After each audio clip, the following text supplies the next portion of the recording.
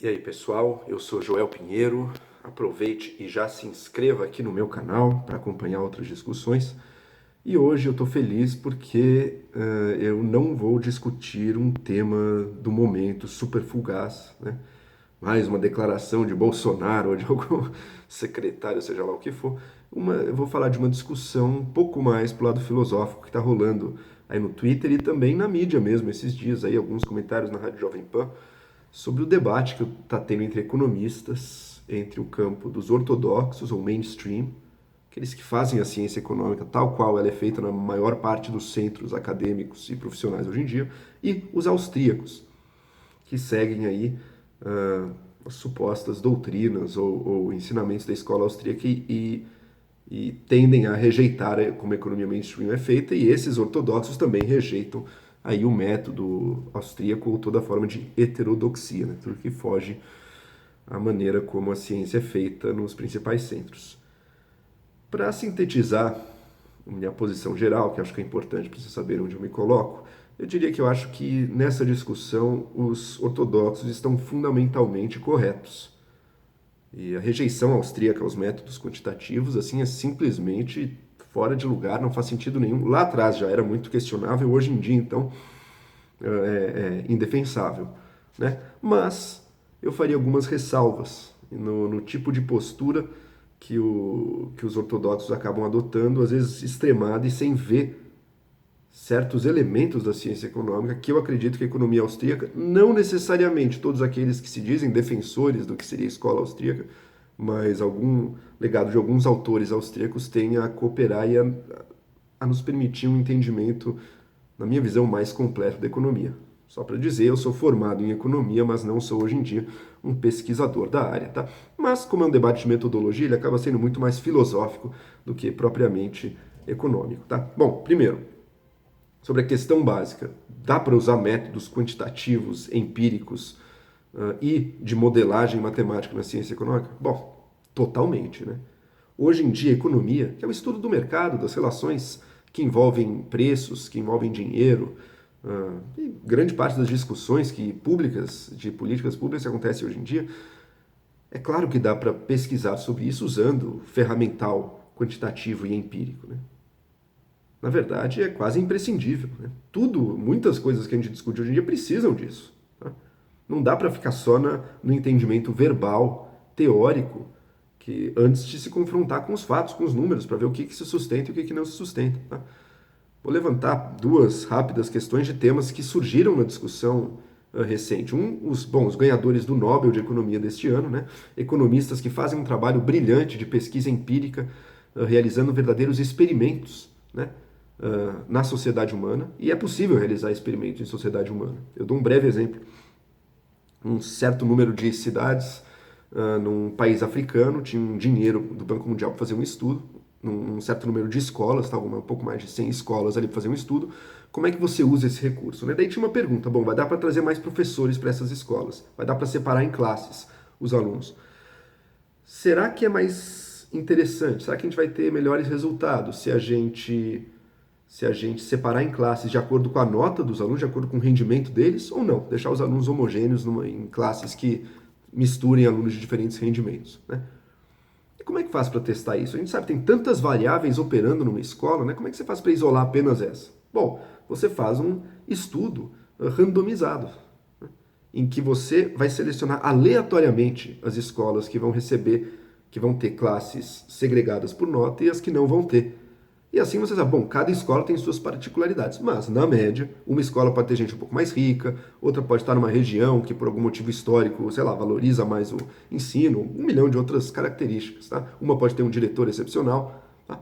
Mas na média, dado que você escolheu de forma randômica as escolas que vão receber um tratamento ou outro, na média é de se esperar que essas diferenças se cancelem umas às outras, né? Que a renda média, por exemplo, das populações das escolas vai ser igual, porque foi randômico. Você escolheu algumas escolas mais ricas para um lado, outras para o outro, algumas mais pobres para um lado, outras para o outro, tá? Então você testa isso, você chega a um resultado. Outra questão, o governo brasileiro hoje em dia quer estimular um pouco a economia para que o crescimento venha mais rápido. E surge a pergunta, qual será o jeito mais eficaz do governo fazer isso? É aumentando seus gastos? ou é cortando impostos? Né? Qual dessas duas medidas tem um efeito multiplicador maior sobre a economia? Essa é uma questão empírica que precisa ser medida. Né? E existem papers medindo isso, artigos medindo isso, pesquisas usando o ferramental estatístico econométrico também para isolar outras variáveis, coisa que é perfeitamente possível. Né? Você rejeita isso, bom, como é que você vai resolver uma discussão desse tipo? Né? Não é com um argumento puramente a priori, verbal, que você vai resolver isso aí. Né? Então é uma série de questões que permitem, que demandam um tratamento empírico, quantitativo, matemático, tá? Em que você formula um modelo que gera, sim, o modelo vai ter algumas suposições para simplificar, para poder ser transformado aí, em algo que gere resultados quantitativos, vai ter algumas suposições, mas vai gerar previsões que podem ser testadas. Né? Além de você poder elaborar experimentos aí para poder testar diferentes hipóteses. Tá? Vale sim uma ressalva que o Mises fazia. Eu gosto do Mises, apesar da má reputação dos seguidores, eu acho que tem coisas interessantes ali. Olha, nas ciências da ação humana, ao contrário das ciências naturais, não tem uma expectativa que tem nas ciências naturais. Né? É a expectativa da relação constante entre as magnitudes. Tá? Então, a força da gravidade na Terra, a gente espera que se comporte de uma mesma forma. Então, se ela muda, mas muda de acordo com uma função também expressável em termos matemáticos, que não vai mudar. Tá? Na economia, não. Na economia, talvez, olha, se você aumentar o preço da carne agora, talvez isso tenha um efeito no consumo hoje, mas daqui a 10 anos, talvez o efeito no consumo da carne seja outro, em outro país também seja outro. Tá? Mas é de se esperar que vai ter algum efeito no consumo de carne. Né? Quem defende a posição radical de que não, é impossível prever o ser humano porque o ser humano tem livre-arbítrio e escolhe, bom, então quer dizer que você realmente não sabe se você aumentar radicalmente o preço da carne agora, você não tem a menor ideia de se as pessoas vão consumir mais ou menos? Né? É óbvio que pode mudar. E é óbvio que não tem logicamente nada que impeça você dizer não, talvez as pessoas consumam mais. É logicamente possível, mas o ser humano tem uma certa natureza, se comporta de uma certa maneira, tem certas tendências que a ciência pode conhecer, portanto, isso dá uma base para a gente dizer, olha, provavelmente dá para prever, e prever mesmo vai significar, vamos tentar colocar isso em números, né? Para que a gente possa conhecer melhor e, se necessário, for intervir na realidade, intervir com mais conhecimento, com mais precisão. Tá? Então a posição austríaca que diz que nada disso é possível, bom, está francamente fora dos fatos básicos, né? Porque isso é possível estudar o ser humano quantitativamente e é necessário para o nível em que a ciência econômica está hoje, que já saiu muito daqueles primeiros achados da ciência econômica, da divisão de trabalho, dos ganhos da divisão de trabalho, né? Do efeito da quantidade de moeda na economia, o efeito muito em linhas gerais, que eram argumentos basicamente dedutivos e verbais, mostrando certas relações entre variáveis na ciência econômica, mas que hoje em dia, quer dizer, essa argumentação está incorporada já, né? Parte-se disso. Para você chegar no tipo de conhecimento que a gente quer ter hoje, não dá para ficar só nisso. Né? Agora, eu acho que tem também um outro lado aí, que eu acabei de tocar nisso. O tipo de conhecimento que a escola austríaca cultiva, né? Esse conhecimento de uma argumentação dedutiva na economia, a grande parte das intuições ou do conhecimento que tem nele é incorporado na ciência econômica mainstream, ortodoxa de hoje, em geral sob o nome de intuição econômica. Tá? Mas tem algo interessante aí. Porque ele não é uma mera intuição, assim, de eu acho que a posição da Lua interfere no meu temperamento. Tá? Não é isso. Não é um achismo que saiu de lugar nenhum. Ele é fruto de um raciocínio dedutivo. Né? Quando David Hume, um dos primeiros economistas, além de um dos maiores filósofos da história, também alguém que teve importantes contribuições no início da ciência econômica.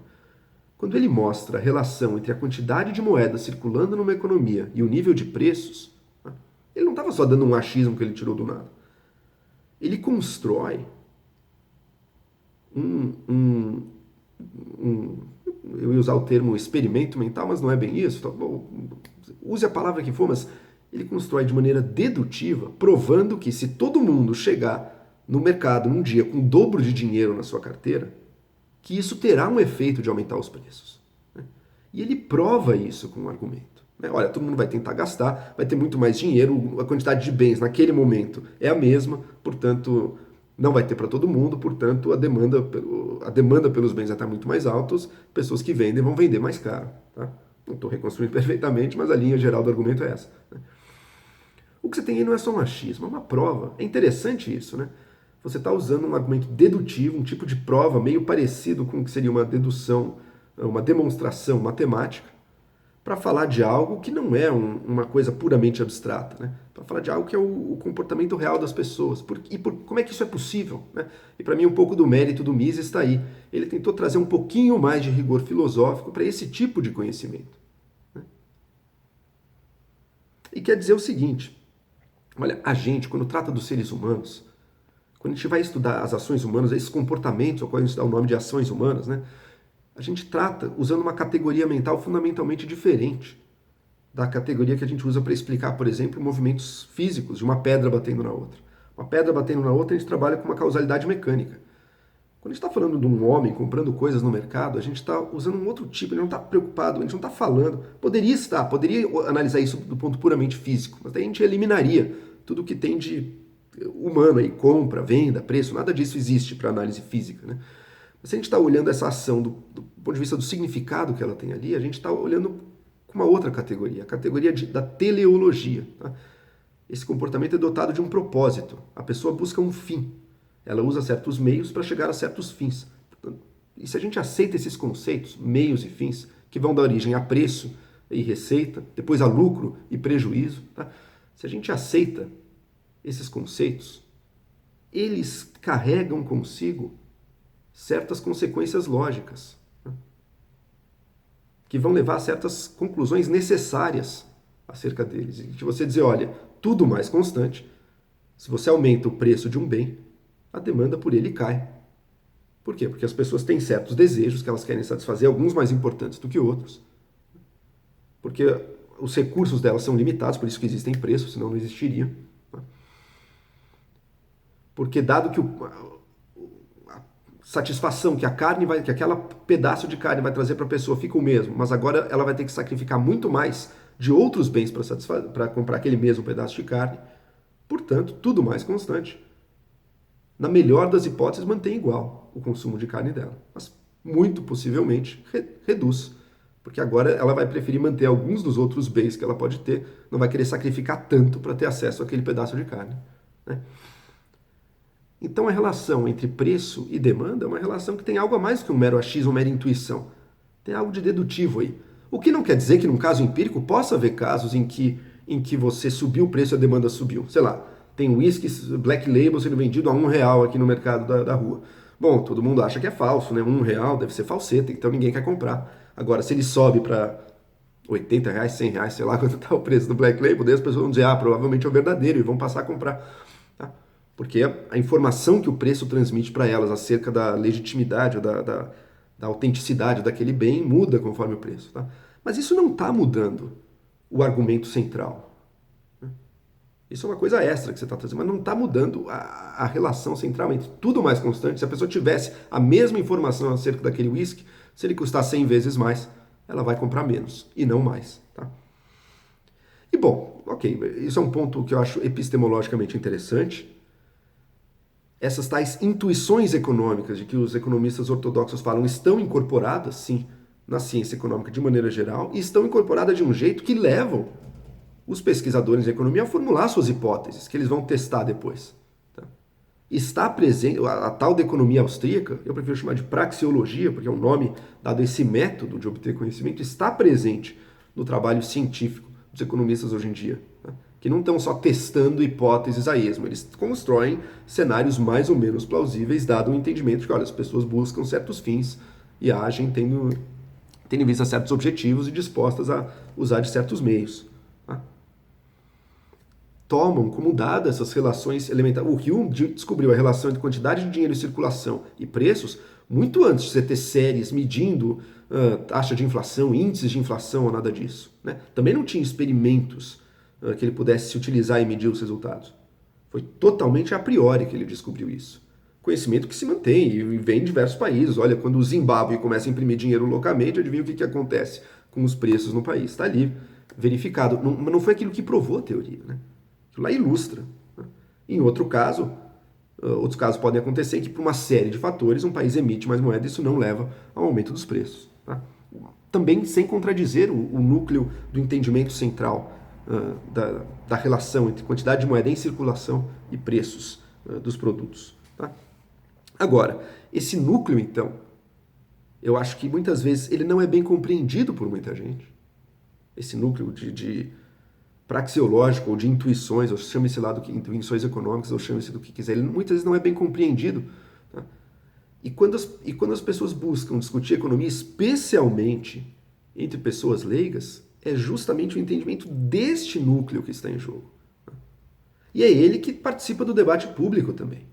E é a ele que qualquer achado empírico ou de modelagem matemática precisa necessariamente voltar. Porque para qualquer resultado econômico fazer sentido, ele precisa se relacionar de volta com o fenômeno que está sendo estudado. Não são variáveis fictícias. Tá? Eles precisam se reportar novamente para um fenômeno real que está sendo estudado, um fenômeno de mercado, no qual não adianta você postular entidades imaginárias, eles têm que se reportar ao que de fato existe.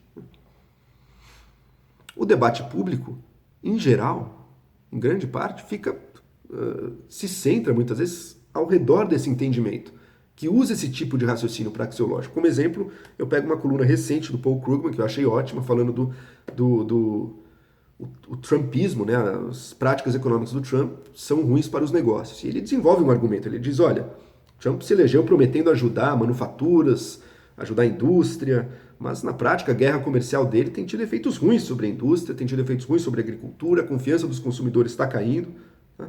E por que isso? Ele constrói um argumento, olha, embora o Trump cria e tira tarifas, ele luta contra diversos tipos de regulações, você deveria pensar, bom, algumas dessas coisas deveriam ajudar as empresas no país, mais tarifas, protegendo a empresa ou tirando regulamentações ambientais, e não.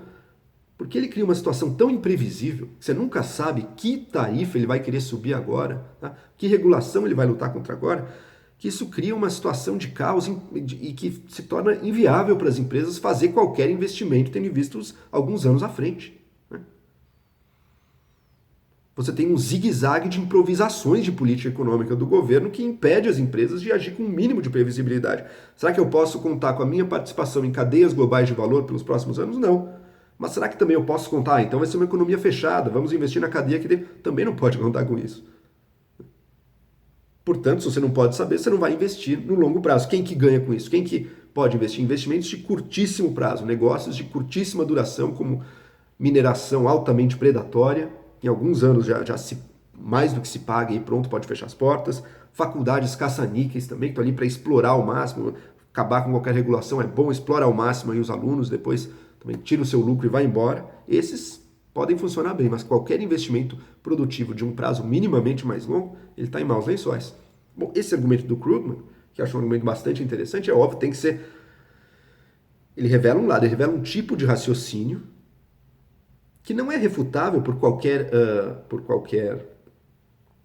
observação, por qualquer mensuração de números direta, tá? Porque ele fala algo real, dado um futuro mais imprevisível.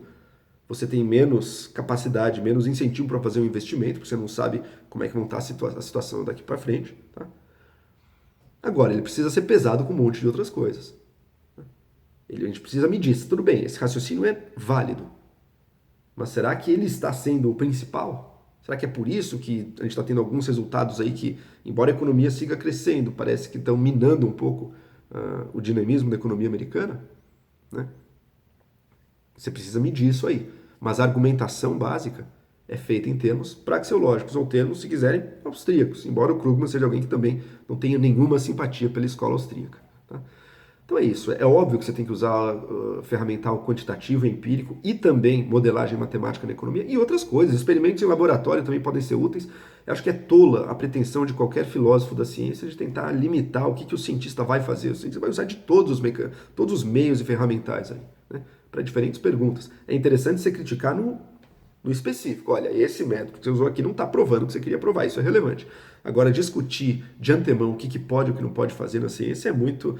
Na prática, a ciência também não se pauta por isso, né? O filósofo da ciência fala para ninguém. Né?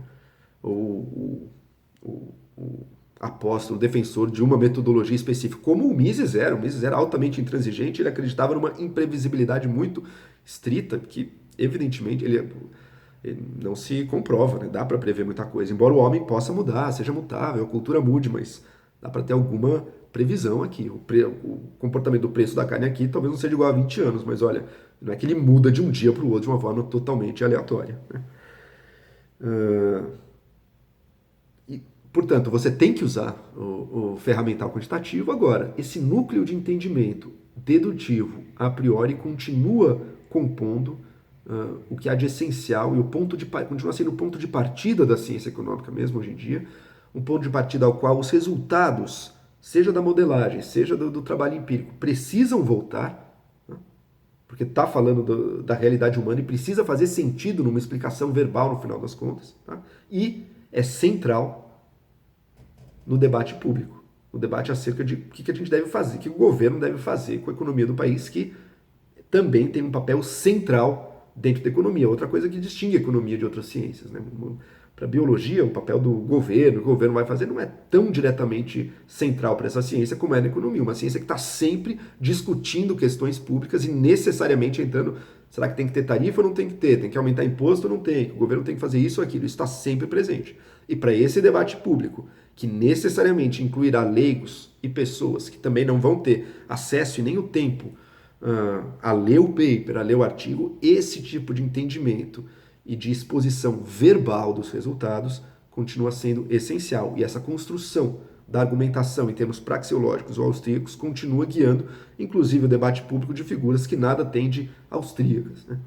É tolo você, quando uma ciência se divide em escolas competindo, cada uma com seus núcleos, é um mau sinal, né? É um mau sinal. Quer dizer, se é o conhecimento que vem antes de tudo, como é que tem grupinhos de torcida aqui? Isso não é um bom sinal. E os grupos heterodoxos fazem isso bastante. É o sinal de que uma mentalidade de seita se apodera deles, né? Isso pode acontecer, de certa maneira, com os mainstreams também. Mas ali, digamos assim, pelo menos na minha percepção, é um pouco mais aberto, sim. Você está aberto a diversos tipos de abordagens e a testar argumentos de diferentes tipos, tá? Bom, é isso. Mainstreams fundamentalmente têm razão, a ciência econômica é feita assim hoje em dia, há bons motivos para isso, mas acho que também se a gente não dá para negligenciar muito a contribuição daquilo que os austríacos estão defendendo, esse entendimento dedutivo e verbal da ciência econômica, que continua tendo e terá, invariavelmente terá, dado o papel público da ciência econômica, o seu papel e a sua centralidade nesse debate. É isso aí, até o próximo vídeo, não se esqueçam de se inscrever. Perdão pela minha voz rouca, eu passo por ar-condicionados aí quando viajo, sempre volto a isso. Mas até a próxima.